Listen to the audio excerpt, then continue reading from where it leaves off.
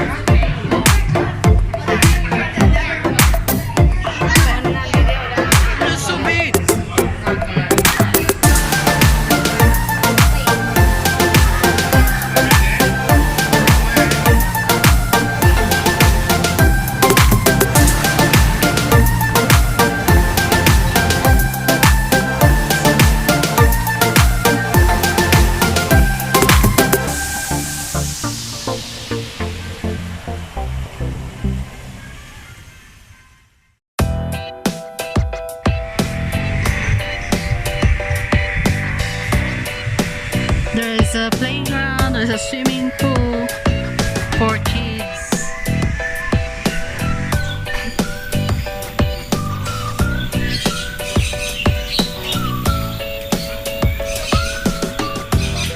Oh man.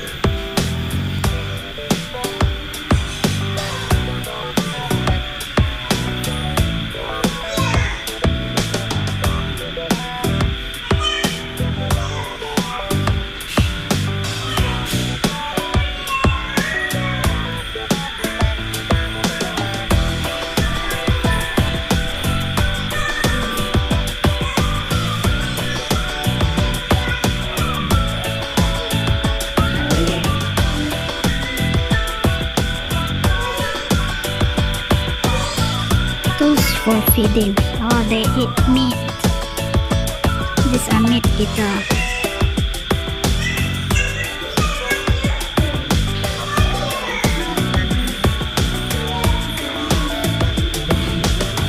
Best foot forward. Bird, ano naman? Manok. Oriental pied panda. Wow. From egg to chicks. So alam na this. Saan ba galing yung manok? From egg to chicks. From egg to chicks. Yan. Sinong nauna? Ang manok o ang itlog? So ito yung resulta. Ito yung magbibigay ng answer. It goes from egg to chicks. There it goes. From egg to chicks.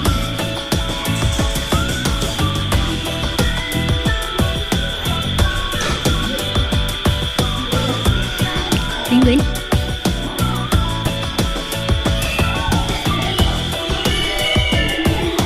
All shapes of eggs. I think this is the egg of, yeah, this egg, I think this is an ostrich egg. I think this is an ostrich egg.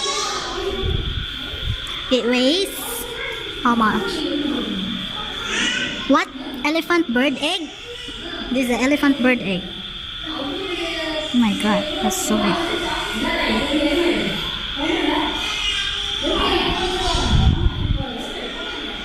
Their nest.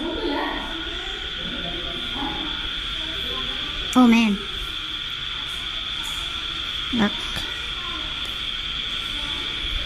Masters of the sky.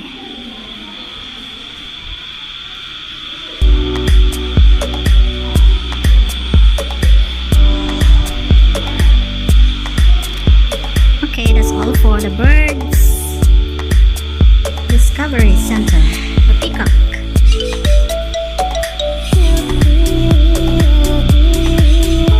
Also the birds discovery.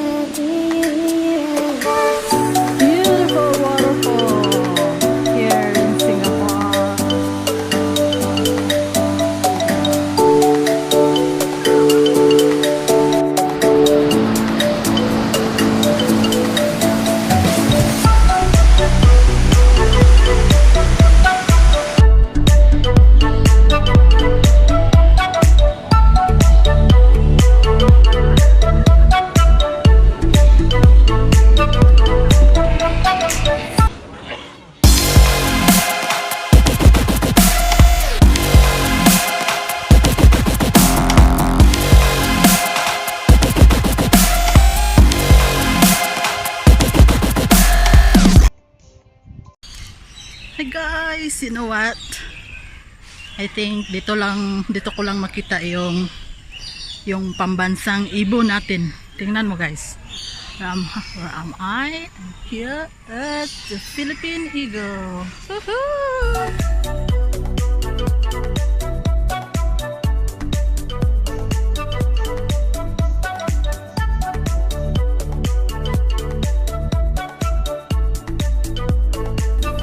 A pair of magnificent Philippine eagles, one of the largest and rarest raptors in the world, will be making the bird park their new home. It marks 58 years of friendship with the Philippines and Singapore. There are 2 Philippine eagles was brought here in Singapore. The 15 years old male named Geothermica, or in short GU. The other one is the 16 years old female named Sambisig. The national bird of the Philippines, whose scientific name is Pithecophaga jeffrey. They can live for more than 40 years in captivity, but probably less in the wild. A pair of eagles lay only a single egg in every 2 years. Grabe no? Every 2 years lang sila mag-lay eggs.